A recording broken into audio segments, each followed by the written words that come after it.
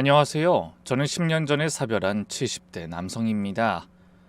결혼 후 아내와 30년이 가까이 칼국수 장사하며 자식을 키웠죠. 하지만 갑작스럽게 병을 얻은 아내가 먼저 떠나버리자 저도 가게를 접고 혼자 작은 집에서 꽃을 가꾸며 외롭게 살았습니다. 그러다 몇 년 전 똑똑한 딸과 귀여운 손자가 함께 살게 됐어요. 적막하던 집에 아이의 웃음소리가 울려 퍼지니 그제야 사람 사는 집 같더군요. 오늘 제가 용기 내어 이 사연을 쓰게 된 건 며칠 전 손자 녀석이 이런 말을 했기 때문입니다. 할아버지, 엄마가 우리 동네에서 제일 좋은 의사래요. 그런 말을 자랑스럽게 하는 손자를 보니 문득 4년 전 일이 떠올라 가슴이 먹먹해졌거든요. 그날의 일을 생각하면 지금도 가슴이 아픕니다. 하지만 그 아픔이 있었기에 지금 이렇게 손자와 함께 행복한 나날을 보낼 수 있게 되었으니 인생이란 게 참 묘하다는 생각이 드네요. 그럼 지금부터 제가 겪었던 가슴 아프고도 기막힌 사연을 조심스럽게 털어놔 보겠습니다. 그날도 여느 일요일과 다르지 않았어요. 4월의 따스한 봄볕이 마당에 가득했고 저는 아내가 생전에 아끼던 화단에 물을 주고 있었습니다. 올해는 진달래가 유난히 예쁘게 피었네. 아내가 좋아했던 진달래를 보며 물 뿌리개를 들었습니다. 그렇게 화단에 핀 꽃 하나하나에 정성스럽게 물을 주다가 이번엔 제라늄 앞에 멈춰섰어요. 하나뿐인 외동딸이 의대에 합격했을 때 아내와 함께 심었던 꽃이었죠. 엄마 아빠 저 합격했어요. 그날 딸이 환하게 웃으며 달려오던 모습이 아직도 눈에 선합니다. 아내는 눈물을 글썽이며 딸을 꼭 안아줬고 저는 그런 모녀를 뿌듯하게 바라봤죠. 조용한 동네에서 의사가 나온다니 이웃 사람들도 자기 일처럼 기뻐해 주더군요. 그렇게 의대를 졸업한 딸은 한 종합병원에서 일하고 있었어요. 워낙 바쁜 일이라는 건 알지만 의사가 된 딸의 얼굴을 보는 건 하늘의 별 따기만큼 어려운 일이었습니다. 딸의 의대 합격을 축하하며 행복해하던 시절엔 제가 아내 없이 외로운 노년을 보내게 될 줄은 꿈에도 몰랐었죠. 그런 아련한 추억에 젖어 있을 때 갑자기 휴대폰이 울렸습니다. 일요일 오전에 전화가 오는 일은 드물었기에 놀라서 발신자를 확인했네요.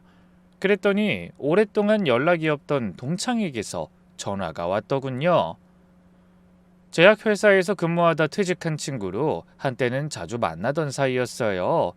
하지만 친구가 퇴직하며 귀촌하는 바람에 거의 10년 만에 연락이 온 것 같았습니다. 여보세요? 나야 태수. 친구의 목소리 뒤로 사람들이 시끄럽게 웅성거리는 소리가 들렸습니다. 그래 정말 오랜만이네. 잘 지내고 있지? 근데 뭐가 이렇게 시끄러워? 어디 복잡한 곳에 있나 보네? 뭐? 야 지금 그런 말 할 때야? 나 지금 네 딸 결혼식 왔는데 네가 왜 없어? 순간 저는 귀를 의심했어요. 물 뿌리기를 들고 있던 손도 멈췄습니다. 뭐? 그게 갑자기 무슨 소리야? 지금 호텔에서 수연이 결혼식이 열린다니까? 설마 몰랐던 거야? 생각지도 못한 말에 놀라며 손에서 물뿌리개가 떨어졌습니다. 찰박 소리를 내고 물이 쏟아졌지만 신경 쓸 겨를이 없었어요.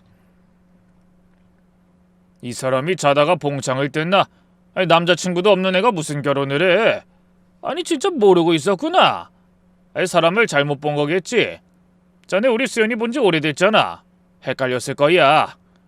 내가 이름도 확인했는데 무슨 소리야? 신부 이름 박수연. 내가 정확하게 확인했어. 그게 정말이야?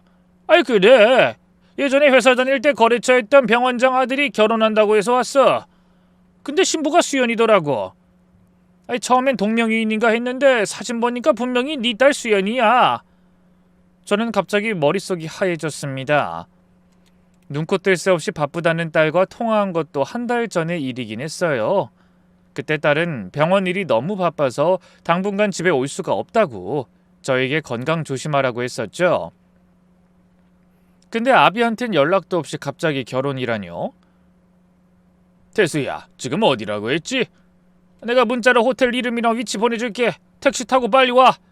이제 신랑 입장 시작할 것 같아. 전화를 끊자마자 저는 집을 뛰쳐나갔습니다. 신발도 제대로 신지 못한 채 현관을 나서다 다시 돌아왔네요. 정말 딸의 결혼식이 열리는 거라면 그런 차림으로는 갈 수 없겠더라고요. 그래서 떨리는 손으로 옷장을 열었습니다. 가장 앞쪽에 아내가 살아있을 때 제 생일 선물로 사준 정장이 걸려 있었어요. 한 번도 입지 않고 보관만 하고 있던 새 옷이었죠. 여보, 나 이런 비싼 옷 필요 없어. 그냥 반품합시다. 무슨 소리예요? 이제 우리 딸 결혼한다고 하면 좋은 옷 필요한 일이 얼마나 많겠어요. 상견례에도 입어야죠. 결혼식에도 입어야죠. 우리가 대충 허름하게 입고 다니면 그게 다 수연이 얼굴에 먹칠하는 거예요. 그런 아내의 말이 귓가에 맴돌았습니다. 하지만 정말 그 정장을 그런 식으로 입게 될 줄은 몰랐어요.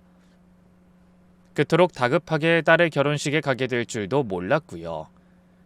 아내에게는 싫다고 했지만 그 근사한 옷을 입고 신부 입장에 함께할 상상을 하며 흐뭇하게 웃던 날도 있었네요. 그런 생각을 하니 갑자기 코끝이 찡해지며 먼저 떠난 아내가 너무나 그리웠습니다. 하지만 계속 감상에 젖어 있을 순 없었어요. 친구의 말대로라면 이미 딸의 결혼식이 시작됐을 테니 서둘러야 했네요. 그래서 얼른 옷을 갈아입고 거울 앞에 섰습니다. 미리 아무런 준비도 하지 못해 염색도 하지 못한 탓에 몰골이 말이 아니었어요.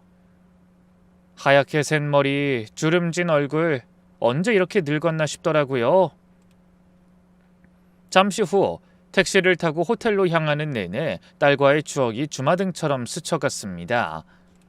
아빠, 저 드디어 의사 됐어요. 인턴 끝나고 레지던트 시작할 때 그렇게 기뻐하던 딸. 첫 월급 타서 제게 지갑을 선물하던 딸. 아빠, 그동안 고생 많으셨죠? 이제 고생 끝이에요. 제가 잘 모실게요. 그렇게 말도 예쁘게 하는 고맙고 기특한 딸이었죠. 근데 언제부터였을까요? 딸이 저를 멀리하기 시작한 게 종합병원에서 일하면서부터였나? 아니면 부모도 모르게 병원장 아들을 만나면서부터? 아무것도 할 수 없어 갑갑한 마음이 시계를 보며 더욱 조급해졌습니다.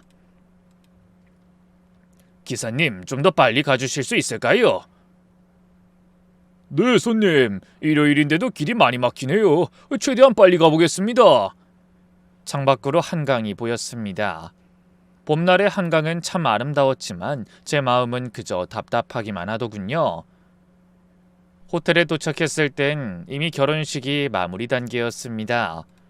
로비에서부터 신랑 강진우, 신부 박수연이라고 적힌 안내판이 보였죠. 정말로 제 딸의 결혼식이 맞더라고요. 예식홀로 가는 발걸음이 천근만근이었습니다. 음악 소리가 들리는 홀의 문을 열고 들어가니 화려한 조명 아래 수백 명의 하객들이 앉아 있었어요. 그리고 맨 앞 단상에는 제 딸이 웨딩드레스를 입고 서 있었네요. 아내를 빼닮아 너무나 아름다웠습니다. 옆에는 턱시도를 입은 신랑의 모습도 보였죠. 저는 맨 뒷 빈자리에 조용히 앉았습니다. 아무도 저를 알아보는 사람이 없었어요. 당연하겠죠. 신부 아버지가 식이 한창 진행된 후에 나타나 하객석에 앉아 있을 거라고는 아무도 생각하지 못할 테니까요. 그때 사회자가 말했습니다. 이제 양가 부모님께 감사 인사를 드리겠습니다. 신랑 측 부모님이 일어나 인사를 받았습니다. 병원장이라는 시아버지는 위험 있어 보였고 시어머니는 화려하고 고운 한복을 입고 있더군요. 그런데 신부 측은 부모님이 모두 안 계신 관계로 인사는 생략하도록 하겠습니다. 순간 귀를 의심했습니다. 안 계시다뇨? 제가 이렇게 멀쩡히 살아있는데? 사회자의 말에 딸의 표정이 굳어지는 게 보였죠. 하지만 이내 다시 미소를 지으며 하객들에게 인사하더군요. 그때 제 옆자리에 누군가 앉았습니다. 30대 정도로 보이는 남자였는데 불편한 듯 넥타이를 계속 만지작거리며 말했죠. 아저씨도 알바 오신 거예요? 네? 저도 알바로 왔거든요. 하객수 채우는 알바요. 얼마 받기로 하셨어요? 저는 남자의 말을 이해할 수 없었습니다. 알바라뇨? 무슨 말씀이신지. 신부가 하객을 거의 안 부르고 그냥 신랑 부모님이 알바를 썼잖아요. 평범한 집안이랑 사돈 맺기 싫다고 결혼을 반대했다고 하던데요. 그래도 어쩔 수 없이 허락한 것 같은데 대신 신부 측 하객을 못 부르게 했나봐요. 신랑 집이 어마어마하게 재력이 있다나? 평범한 집안이라고요? 네. 신부가 아무리 의사라도 아버지가 너무 보잘것없는 사람이라 안 된다고 결사 반대했다던데요. 아까 신랑 측 친척들이 수근거리는 거 들었어요. 신랑 아버지가 병원장이라잖아요. 더 좋은 집안이랑 사돈 맺고 싶어 했는데 아들이 고집을 부려서 며느리가 미운털 단단히 박힌 것 같던데요. 이런 결혼을 꼭 해야 하나? 보잘것없는 아버지? 그럼 내가 사돈으로서 부끄러워 결혼식에도 부르지 않은 건가? 제가 충격받은 것도 모르고 아르바이트하러 왔다는 남자가 계속 말을 이어갔습니다. 그래도 신부가 의사니까 병원에서 쓸모가 있어서 결혼은 시킨다나? 대신 처가는 아예 없는 걸로 하기로 했대요. 그래서 신부가 친인척 하나 못 부른 것 같아요. 제 주변을 둘러보니 정말로 신부 측에 제가 아는 얼굴은 거의 없었습니다. 있는 사람들도 어색하게 앉아만 있고 서로 대화를 나누는 사람이 없었죠. 제 딸의 결혼식인데 딸을 축하해주러 온 사람이 없다니 기가 막히더군요. 딸의 친구들도 가까운 친척들도 심지어 부모인 저까지도 딸을 축하해주러 오지 못한 겁니다. 그렇게 충격으로 이런저런 생각에 빠져 있을 때 식은 벌써 끝을 향해 달려가고 있었습니다. 이제 신랑 신부가 행복한 미래를 위해 힘찬 행진을 시작하겠습니다. 신랑 신부 행진! 음악이 울리고 딸과 그 신랑이 팔짱을 낀 채 식장 끝으로 천천히 걸어왔습니다. 행복해 보여야 할 신부의 얼굴엔 그림자가 드리워져 있더군요. 딸도 이런 결혼이 마냥 마음 편하진 않았겠죠. 그 모습을 본 저는 자리에서 일어났습니다. 더는 가만히 앉아만 있을 수가 없었어요. 딸에게 다가가 한마디라도 해야겠다고 생각했거든요. 하지만 행진이 끝나자 저는 발걸음을 멈출 수밖에 없었습니다. 딸이 저를 발견하고 눈을 커다랗게 뜬 채 얼음처럼 굳어 있더라고요. 그 눈빛을 저는 평생 잊을 수 없을 것 같습니다. 놀라움과 슬픔, 그리고 죄책감이 뒤섞인 그 눈빛을요. 딸이 입을 달싹이며 아빠라고 부르는 게 보였습니다. 하지만 소리를 내진 못하더군요. 그저 눈물만 그렁그렁 맺혔을 뿐입니다. 그 모습에 저도 모르게 딸에게 다가가 손을 뻗으려 했어요. 그런데 그때 이봐요, 거기 누구요? 낮고 위험 있는 목소리가 제 발걸음을 멈추게 했습니다.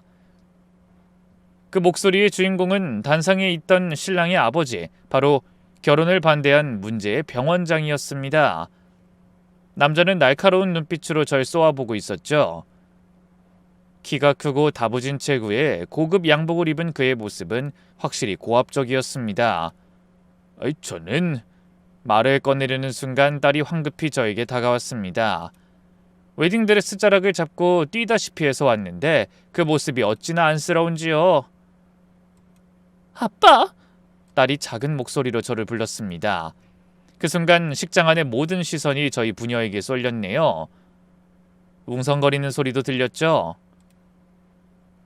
아버지라고? 신부 아버지가 왜 이제 왔어?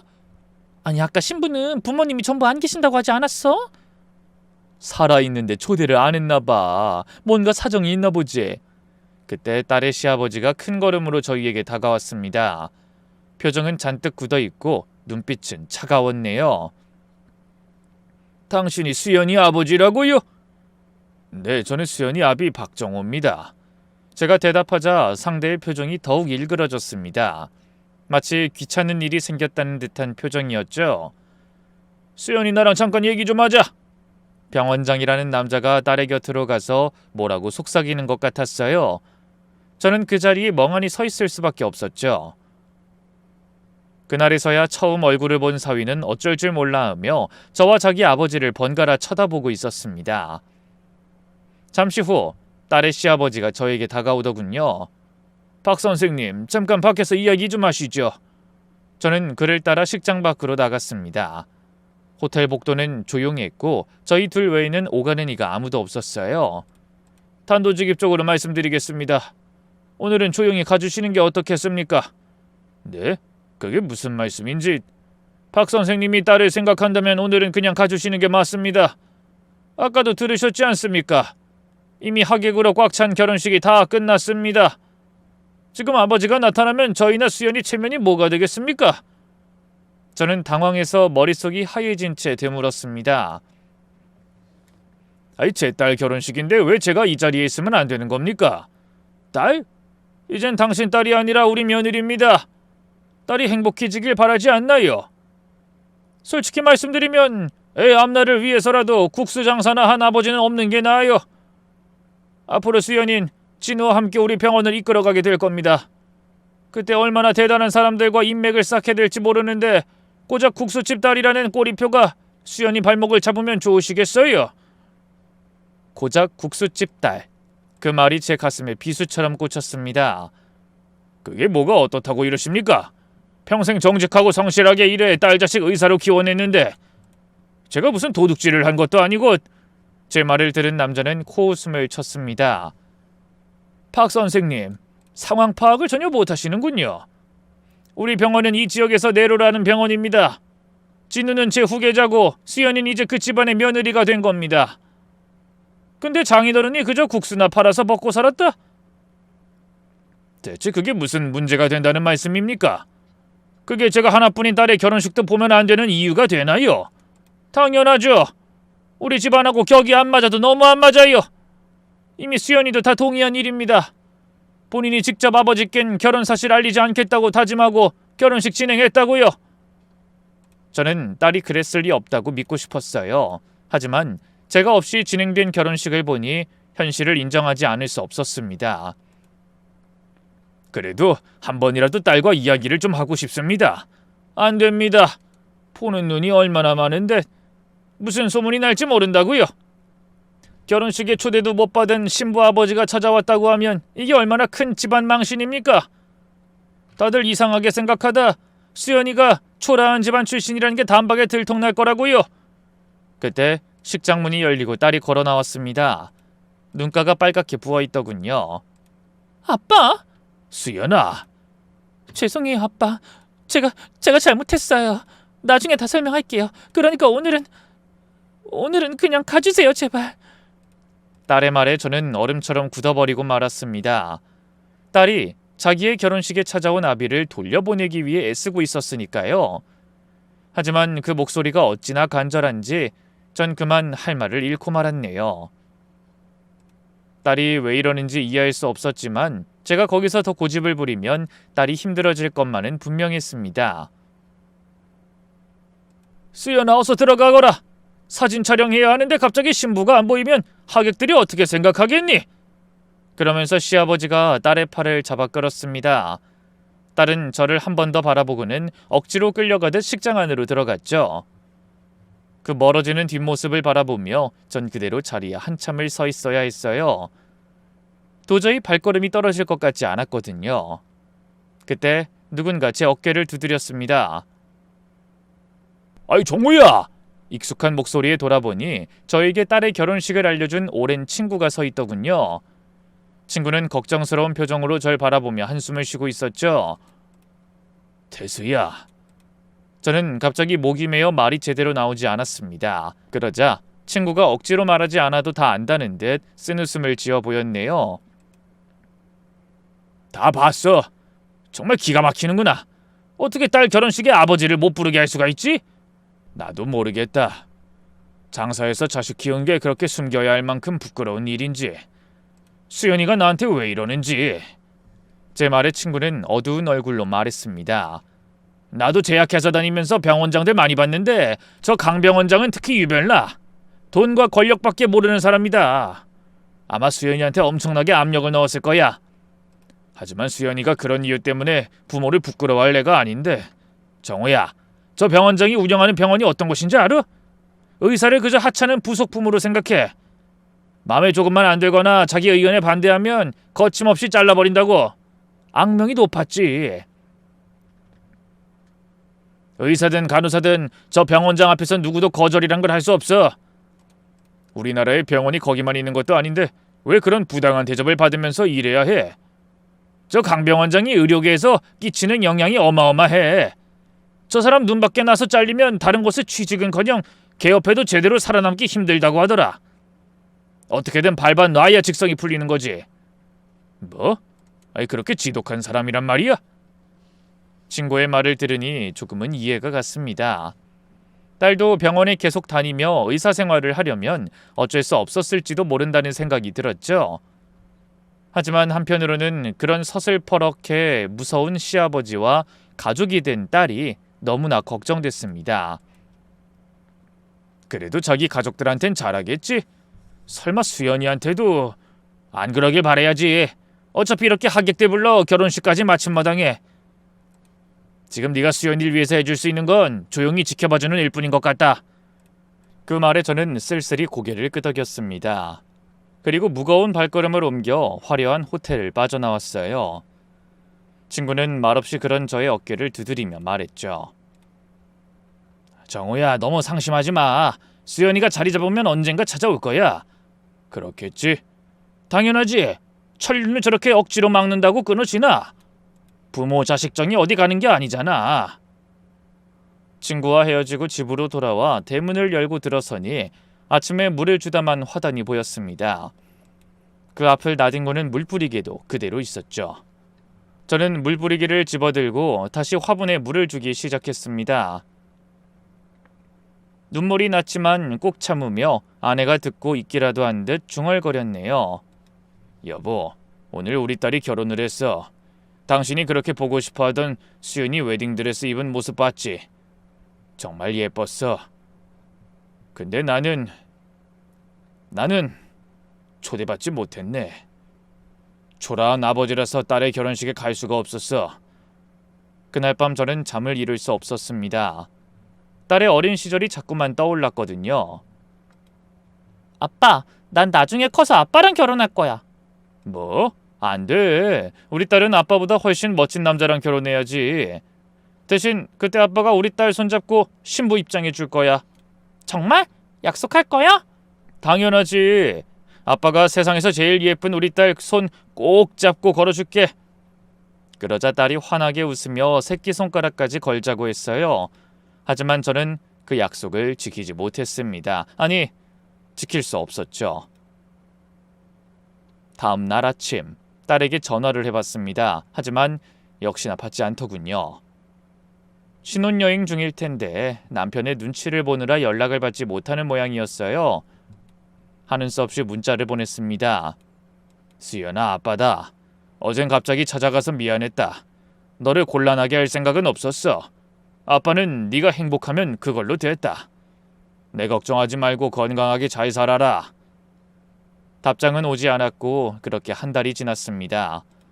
그때까지도 딸에게서는 아무런 연락이 없었고 저는 평소처럼 화단을 가꾸며 하루하루를 보냈네요. 동네 사람들이 딸 결혼 소식을 물어볼 때마다 애써 웃음으로 넘겨야 했습니다. 우리 의사 선생님은 만나는 사람 없어요? 이제 나이가 제법 찼는데. 아, 예. 수연이 우리 동네 자랑이잖아요. 결혼하면 꼭 동네 잔치 하셔야 합니다. 글쎄요, 뭐 요즘은 조용히 하는 게 대세라던데. 전에 없던 거짓말이 늘었습니다. 하지만 어쩔 수 없었죠. 딸의 결혼식에 초대받지 못했다는 사실을 어떻게 말할 수 있겠습니까? 그러던 어느 날 우편함에서 작은 봉투 하나를 발견했습니다. 보낸 사람 이름은 없었지만 딸의 글씨체였죠. 저는 떨리는 손으로 봉투를 열었어요. 아빠 죄송해요. 전 정말 나쁜 딸이에요. 하지만 저도 어쩔 수 없었어요. 제가 의사로 계속 일하려면 시아버지 말씀을 들을 수밖에 없었거든요. 언젠가 꼭 다시 찾아뵐게요. 그때까지 건강하세요. 편지와 함께 묵직한 현금이 들어있었습니다. 저는 그 돈을 다시 봉투에 넣어 서랍장 깊숙한 곳에 넣었어요. 딸이 기쁜 마음으로 준 용돈이 아니라 죄책감으로 번복된 돈 같아서 도저히 쓸 수가 없더라고요. 그렇게 시간이 흘렀습니다. 계절이 바뀌고 화단의 꽃들도 시들었다가 다시 피길 반복했죠. 딸의 소식은 결혼식에서 만났던 친구를 통해 가끔 전해 들었습니다. 그 친구가 일부러 제약회사 후배들에게 딸의 안부를 묻는 것 같았어요. 그 덕에 병원에서 잘 지내고 실력을 인정받고 있다는 소식을 들을 수 있었죠. 하지만 단 한 번도 절 찾아오진 않았습니다. 명절에도, 제 생일에도, 심지어 아내의 기일에도요. 그렇게 1년이라는 시간이 흘렀습니다. 그러던 어느 날 평범한 주말 아침이었어요. 저는 여느 때처럼 동네 산책을 하고 있었습니다. 박정호 어르신! 누군가 절 부르는 소리에 돌아보니 낯선 여자가 한 명 서 있었습니다. 40대 초반으로 보였는데 단정한 차림새에 지적인 인상을 주는 사람이었죠. 저는 의아한 마음에 물었습니다. 저를 아시나요? 안녕하세요. 저는 윤서영이라고 합니다. 혹시 박수연 씨 아버님 맞으신가요? 상대의 입에서 딸의 이름이 나오자 누군지도 모르면서 그저 반가운 마음이 들었습니다. 네, 맞습니다. 제가 수연이 애비입니다. 근데 무슨 일로... 저 놀라지 말고 들어주세요. 저는 박수연 선생님과 결혼한 강진우의 전처입니다. 순간 저는 할 말을 잃었습니다. 전처라니... 그렇다면 딸이 결혼한 남자가 초혼이 아니었다는 말이었네요. 상대는 눈을 크게 뜨고 놀라는 절 보더니 예상했다는 듯 이렇게 말했어요. 역시 강진우한테 이혼 전력이 있다는 건 모르셨군요. 잠깐 커피라도 한잔 하시면서 이야기할 수 있을까요? 드릴 말씀이 있어서요. 그래서 저는 어안이 벙벙한 채로 여자를 따라 근처 카페로 갔습니다. 조용한 구석자리에 앉아 여자가 한숨을 쉬며 먼저 말을 꺼냈어요. 먼저 이렇게 놀라게 해드린 점 사과드릴게요. 저도 어르신을 만나는 게 맞는 건지 갈등과 고민이 많았습니다. 하지만 더 이상은 두고 볼 수가 없어서요. 박수연 선생님이 위험하다는 걸 알려드려야 할 것 같아서 왔습니다. 위험하다니 그게 무슨 말씀인지... 강진우와 저는 3년 전에 이혼했습니다. 아니, 정확히는 쫓겨났다고 해야겠죠. 전 원래 강원장의 종합병원에서 간호사로 근무하고 있었어요. 그러다 아이가 생겨 강진우와 결혼했죠. 그래도 박수연 선생님은 의사라는 이유로 대외적으로 알리고 결혼식도 치러준 것 같더군요. 하지만 전 출신이 볼품없다며 그런 것도 없이 그냥 혼인신고만 하라고 했어요. 아니, 어떻게 사람을 그렇게 함부로... 모르시나 본데 그 인간은 그러고도 남는 사람이에요. 결혼도 제가 아이를 가졌으니 어쩔 수 없이 시킨 거죠. 원래 만나는 것도 비밀로 했었기 때문에. 강진우와 제가 결혼했었다는 사실을 병원 사람들은 아무도 모릅니다. 그렇게 어렵게 한 결혼이지만 강 원장이 얼마나 집요하게 괴롭히는지 전 도저히 버텨낼 수가 없었어요. 그래서 만삭을 앞두고 아이까지 잃었습니다. 말을 이어가던 여자의 눈가가 붉어졌습니다. 그랬더니 강 원장은 기다렸다는 듯이 절 내쫓았어요. 그 집안에서 있었던 모든 일을 함구하지 않으면 제 친정 형제들까지 가만두지 않겠다고 협박했죠. 뭐라고요? 아니, 남편은 뭘 하고 있었길래... 강진우 그 인간은 그냥 아버지 꼭두각시예요. 자기 혼자서는 아무것도 할 수 없는 나약한 인간입니다. 그게 사실인가요? 네. 그러면서도 자기가 원하는 여자와는 꼭 결혼하고 싶어 했어요. 그래서 시끄러운 소문 나길 원하지 않던 강 원장이 억지로 결혼시켜놓고 저만 괴롭히더군요. 그래도 처음엔 남편이 잘해주기도 했어요. 하지만 그 남자 신혼 6개월이 지나니 태도가 차갑게 식더라고요. 아니, 반대를 무릅쓰고 결혼해놓고요? 흥미가 떨어진 거죠. 그 뒤론 시아버지가 절 꼴보기 싫어하니 본인도 돌변해서 절 방치하고 없는 집안 출신이라며 무시했어요.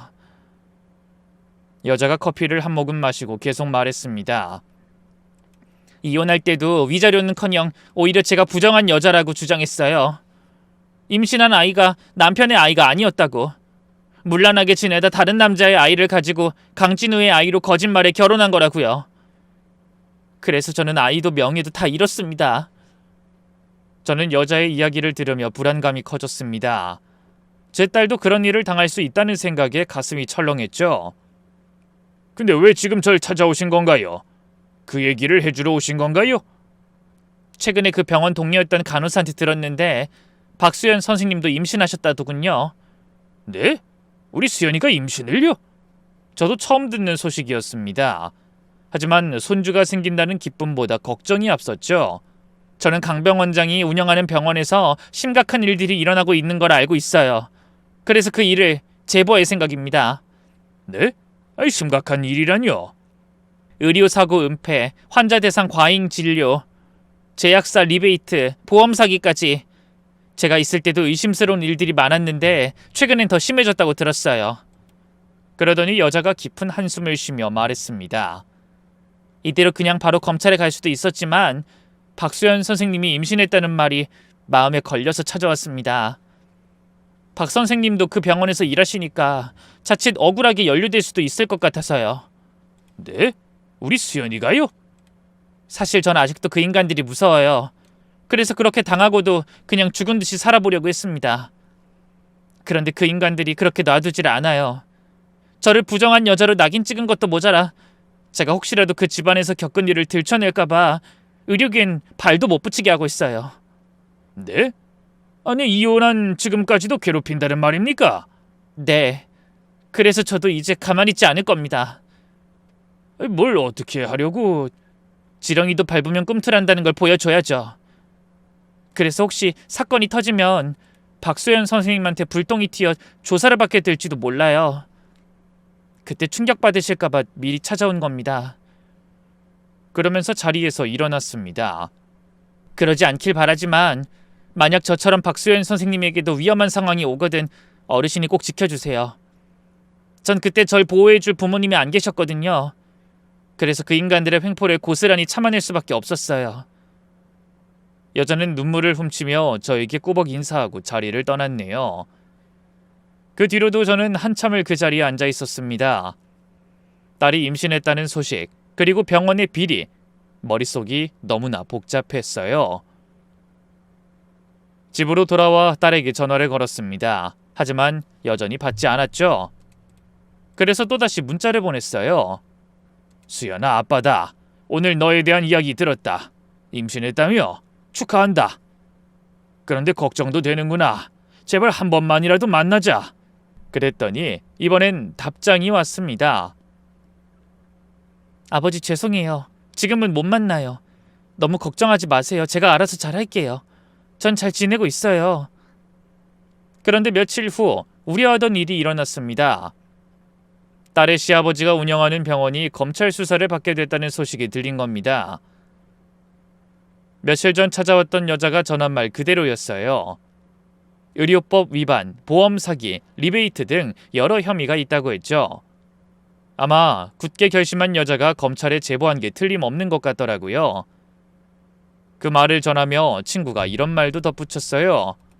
아유, 드디어 터졌구나. 사실 업계에선 소문이 무성했거든. 강병 원장이 너무 욕심을 부려서 언젠간 문제가 될 거라고. 우리 수연인 괜찮을까? 글쎄, 수연이가 직접 연루됐을 가능성은 적지만 그래도 그 병원 의사니까 조사는 받을 거야. 거기다 병원장 며느리니. 친구는 말을 아꼈지만 저는 불안한 마음에 며칠간 잠을 이룰 수 없었습니다. 그런데 얼마 후 딸에게서 전화가 왔죠. 1년 만에 듣는 목소리였죠. 아빠! 딸은 두려움에 떨며 울먹이고 있었습니다. 수연아, 괜찮니? 소식 들었다. 아빠, 저 어떡해요? 시아버지가 구속됐어요. 그리고 저도 조사받아야 하나 봐요. 침착해라. 네가 잘못한 게 없으면 괜찮을 거야. 하지만 제 이름으로 된 서류들이 있어요. 전 그런 거 모르는데 시아버지가 마음대로 절 이용한 것 같아요. 딸의 목소린 점점 더 떨렸습니다. 그리고 진우 씨는 저한테 모든 책임을 떠넘기려고 해요. 자기는 모르는 일이라고, 다 제가 한 일이라고요. 뭐? 그게 무슨 소리야? 검찰 조사에서 그렇게 말한 것 같아요. 제가 야망이 커서 시아버지랑 짜고 모든 일을 계획했고 자기는 모르는 일이라고요. 아이까지 있는데 어떻게 이럴 수가 있어요? 너무 무서워요. 결국 딸은 울음을 터뜨렸습니다. 저는 전화기를 꽉 쥐고 우는 딸을 달랬죠. 수연아, 지금 어디 있니? 아빠가 갈게. 아니에요, 오지 마세요. 시댁 식구들이 다 저를 감시하고 있어요. 어디 도망이라도 칠까봐 그러는 것 같아요. 그래서 잠시도 나올 수가 없는 거야? 네. 그리고 진우 씨가 제 여권이랑 중요한 서류도 다 가져갔어요. 이제 전 이 집 밖으로 한 걸음도 나갈 수 없을 거예요. 상황이 생각보다 심각했습니다. 딸은 거의 감금 상태나 다름없었죠. 다음 날 저는 변호사를 찾아갔습니다. 동네에서 오래 일한 믿을 만한 분이었죠.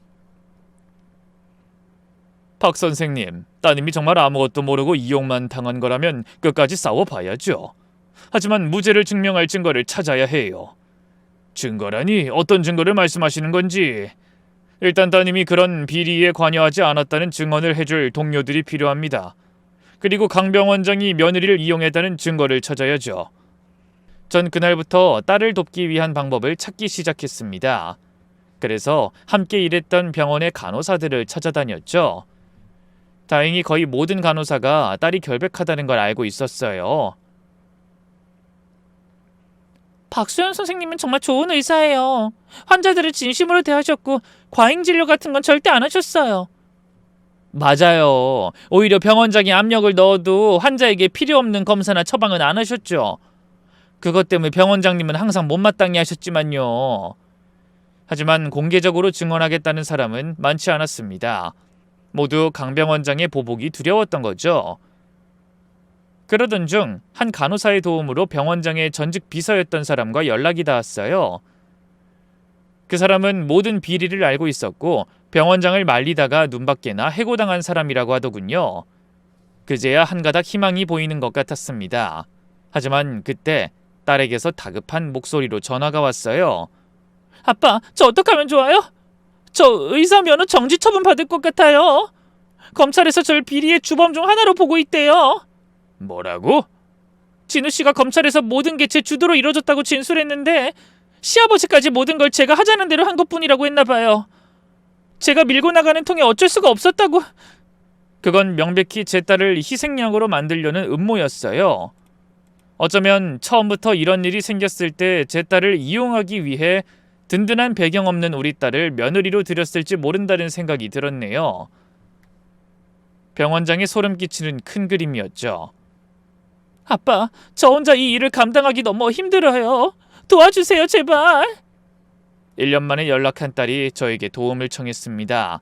저는 망설임 없이 대답했죠. 그래, 아빠가 어떻게 해서든 도와줄게. 넌 절대 혼자가 아니야. 하지만 상황은 점점 더 나빠졌습니다. 모든 죄를 딸에게 미룬 병원장의 아들이 자신의 아이를 가진 딸을 버리고 혼자 해외로 도주한 겁니다. 결국 검찰 조사와 모든 사람의 비난을 오롯이 딸 혼자 감당해야 하는 처지가 된 거예요. 게다가 홀몸도 아닌 상태로 말입니다. 저는 억장이 무너지는 기분이었죠.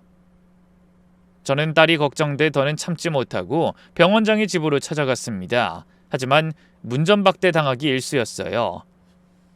병원장의 부인은 문도 열어주지 않고 인터폰에 대고 고래고래 소리쳤죠. 여기가 어디라고 자꾸 찾아와서 불난집에 부채질하는 거예요? 당신 딸이 우리 집안을 다 망쳤다고! 그게 무슨 소리입니까? 당신 남편하고 아들이 저지른 일을 왜 우리 딸이 다 책임져야 합니까? 아이까지 가진 며느리를 이렇게 억울하게 만드는 법이 세상 천지에 어디 있습니까? 억울하긴! 이런 일이 생긴 것도 다 당신 딸이 우리 집안에 들어와서야! 어울리지도 않는 계집애가 주제도 모르고 내 아들을 넘봐서 망조가 든 거라고! 그때 2층 창문에서 딸의 얼굴이 보였습니다. 많이 야위고 초췌해 보였죠. 임신한 몸으로 그런 스트레스를 받고 있으니 얼마나 힘들까 싶어 가슴이 미어졌습니다. 수연아! 제가 소리쳤지만 시어머니가 딸을 창문에서 끌어당기는 게 보였어요. 그 모습을 보니 더는 지체할 수 없다는 생각이 들었죠. 그래서 서둘러 약속을 잡고 병원장의 전 비서를 만나러 갔습니다. 다행히 그 사람이 딸의 결백을 증명할 중요한 증언을 해주겠다고 했어요. 박소연 선생님은 완전히 이용당한 겁니다. 강병 원장이 며느리가 모든 일을 주도한 것처럼 꾸미는 걸 여러 번 봤어요. 오히려 박 선생님은 항상 과잉 진료를 반대하고 리베이트에 대해서도 전혀 모르고 있었어요. 그걸 증언해 주실 수 있습니까? 네, 저도 그 인간한테 당한 게 많아요. 그동안은 무서워서 숨어 지냈지만 언제까지 이렇게 있을 순 없어요. 이번 기회에 그 인간이 제대로 벌받게 하고 저도 마음 편히 살고 싶네요. 희망이 보이는 순간이었습니다. 증언이 확보되자 병원의 간호사들도 용기를 내어 탄원서에 서명해 주더군요. 그래서 변호사가 검찰에 탄원서를 제출했어요. 그런데 며칠 후 깜짝 놀랄 전화를 받게 됐습니다. 집안이 어수선한 틈을 타 딸의 집에서 일하는 도우미가 연락한 거예요.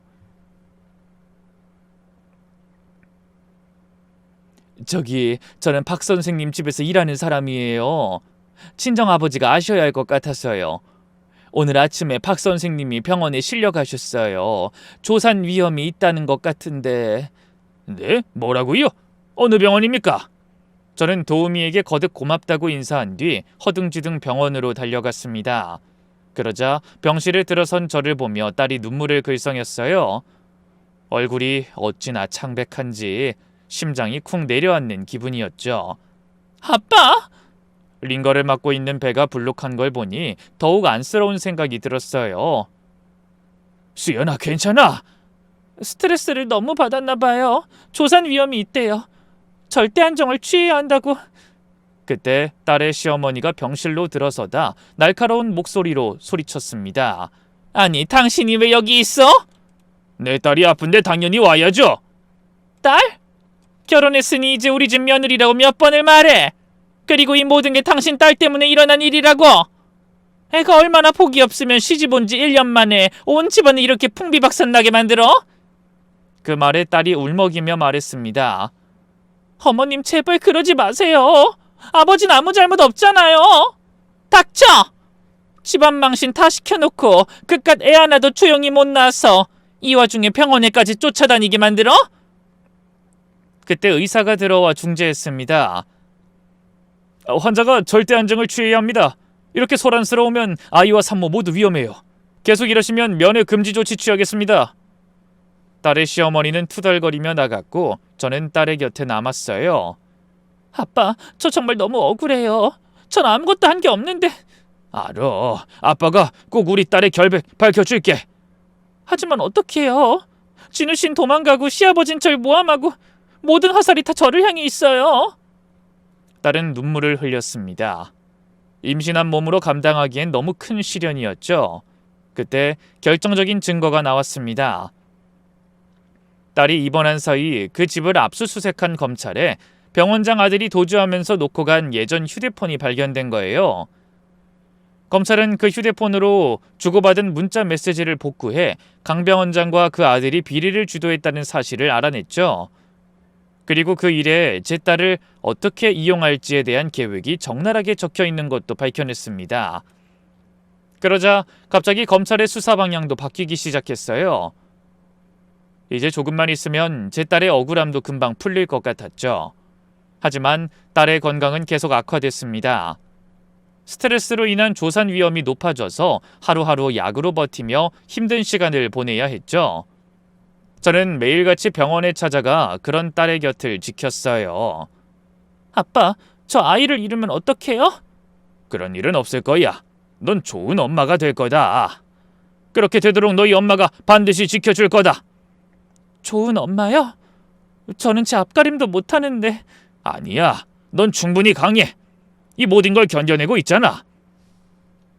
그로부터 얼마 후 드디어 수사 결과가 발표되었어요. 어찌나 떨리던지 주먹을 쥔 손바닥에 피가 맺힐 정도였죠. 그러면서 얼마나 수많은 기도를 했는지 모릅니다. 제발 딸과 제 손주를 살려달라고 세상의 모든 신에게 빌고 또 빌었네요.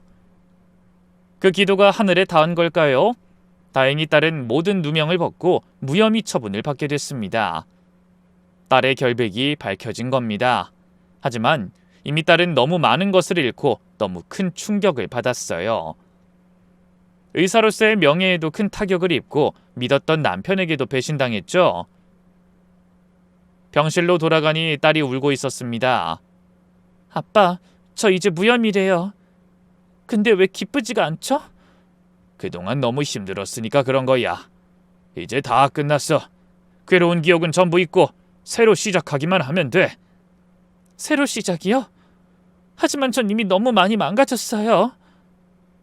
사람들은 여전히 절 의심의 눈초리로 보고 제가 어떤 처방을 내려도 믿지 않을 거예요. 그렇지 않아. 넌 분명히 죄가 없다는 게 밝혀졌어. 그리고 이 모든 일도 어차피 시간이 지나면 다 잊힐 거야. 중요한 건 네가 남은 인생을 얼마나 떳떳하게 살아가냐는 거야. 그런데 그날 밤 딸의 상태가 급작스럽게 나빠졌습니다. 의료진이 급히 달려와 그런 딸을 살펴보다 소리쳤죠. 당장 수술해야 할 것 같아요. 어서 준비하세요. 그렇게 응급수술이 시작되었고 저는 수술실 앞에서 초조하게 기다렸습니다. 딸의 시어머니는 보이지 않더군요. 얼마나 긴장했는지 숨쉬는 것도 잊을 지경이 됐을 때 갑자기 안에서 아이의 울음소리가 들렸습니다. 그리고 곧이어 의사가 나오며 말했죠. 축하합니다. 건강한 손자입니다. 산모도 안전합니다.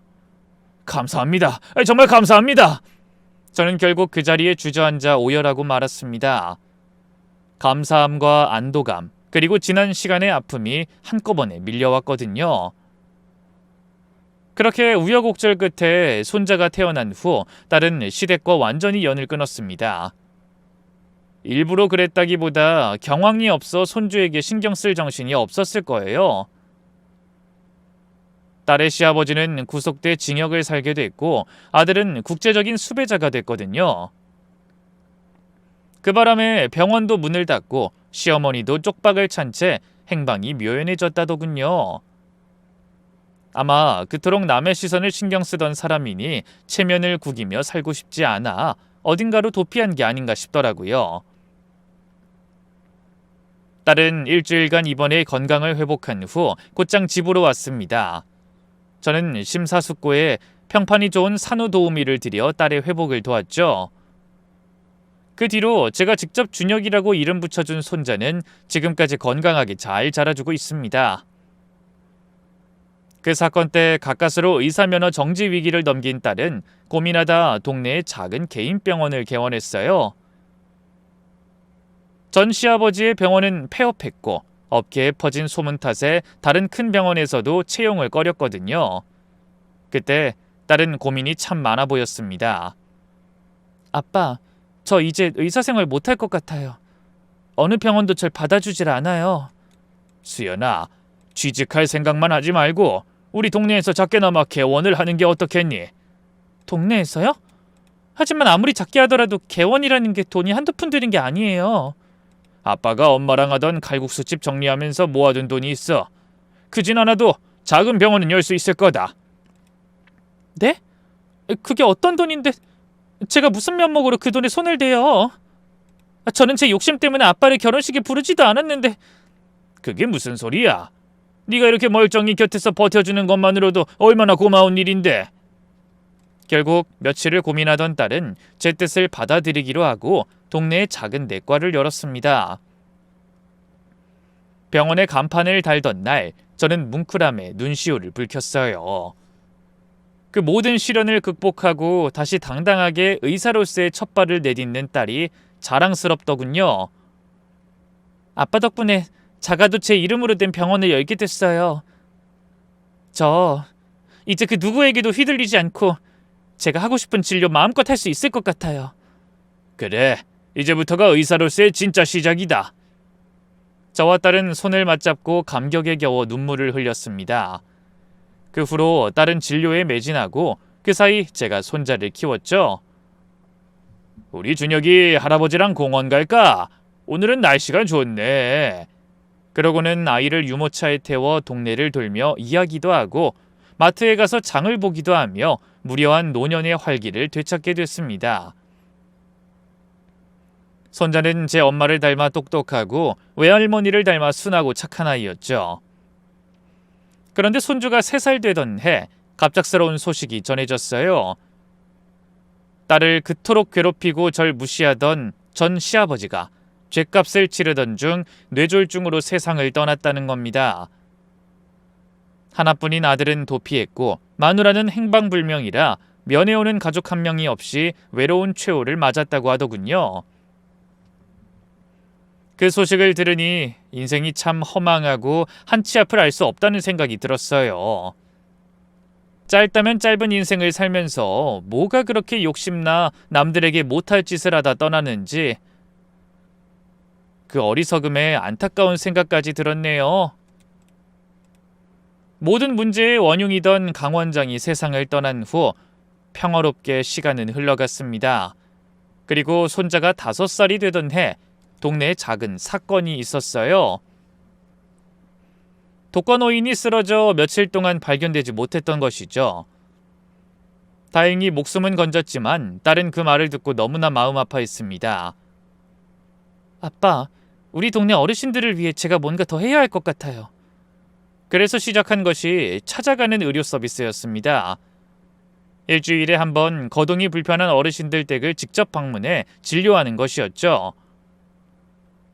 왕진하는 동안에는 병원에 오는 환자를 볼 수 없고 오가며 시간도 많이 빼앗기니 수입 면에서는 말도 안 되는 손실이었어요. 하지만 딸은 그런 것보다 거동이 불편한 분들에게 조금이라도 도움이 되고 싶다고 했죠. 그래서 병원을 왕진 참여기관으로 등록해 열심히 환자들을 찾아다니고 있습니다.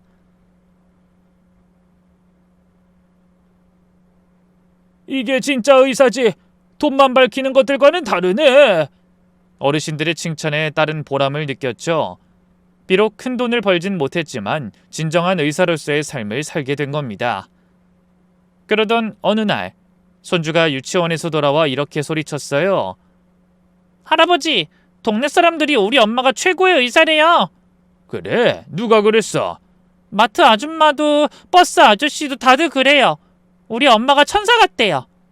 그래, 할아버지도 네 엄마가 세상에서 가장 훌륭한 의사라고 생각한단다. 정말요? 왜요? 네 엄만 돈이나 명예가 아니라 사람을 위해 일하거든. 그게 진짜 의사야. 그럼 저도 나중에 엄마처럼 진짜 의사 할래요. 그래, 우리 준혁이는 할 수 있을 거야. 할아버지가 응원할게. 손주는 저와 손바닥을 마주치며 환하게 웃었습니다. 저녁이 되어 딸이 퇴근했더군요. 오늘도 하루 종일 환자들을 보느라 피곤했을 텐데 엄마를 보고 환하게 달려가 안기는 손주를 번쩍 안아들었죠. 우리 준혁이 오늘 유치원에서 뭐 했어? 엄마, 나 오늘 그림 그렸어. 엄마가 할머니들 치료해주는 거. 손자가 그린 그림을 보며 우리는 함께 웃었습니다. 삐뚤빼뚤하지만 정성스럽게 그린 그림이었죠. 아빠, 오늘 병원 건너 반찬가게 아주머니가 떡을 해오셨어요. 늦은 시간까지 기다렸다 진료 봐주는 게 고맙다고요. 그래, 우리 딸이 동네 사람들한테 아주 인기가 많구나. 아비가 딸을 잘 둬서 이런 떡도 얻어먹네. 아니에요. 제가 환자분들한테서 배우는 게 더 많아요. 하루하루 열심히 사는 분들 보면서 사람이 어떻게 사는 게 바른 인생인지 조금씩 배우는 것 같거든요. 그런 딸의 말을 들으며 저는 열린 문틈 사이로 보이는 화단을 바라봤습니다. 그곳에는 내년에도 아내가 좋아하던 갖가지 꽃이 필 겁니다. 진달래도, 제라늄도, 그리고 새로 심은 해바라기도요. 아내가 살아있다면 이 모습을 보고 뭐라고 했을까요? 아마 참 잘했다며 제 어깨를 두드려 주지 않을까요? 그날 잠들기 전 저는 아내의 사진을 바라보며 중얼거렸습니다. 여보, 우리 딸 정말 잘 컸어. 당신이 하늘에서 지켜준 덕이라는 거 알아. 고마워. 난 앞으로도 저희들이 더 행복해지도록 여기서 계속 지켜주다가 내 손이 필요 없어지거든. 그때 당신 만나러 갈게. 저는 더 이상 초라한 아버지가 아닙니다. 딸을 지켜준 든든한 아버지고 손자를 사랑으로 키우는 자상한 할아버지죠. 그럼 여러분도 가족의 사랑으로 가슴 벅찬 하루 보내시길 바라며 저는 이만 인사드리겠습니다. 감사합니다.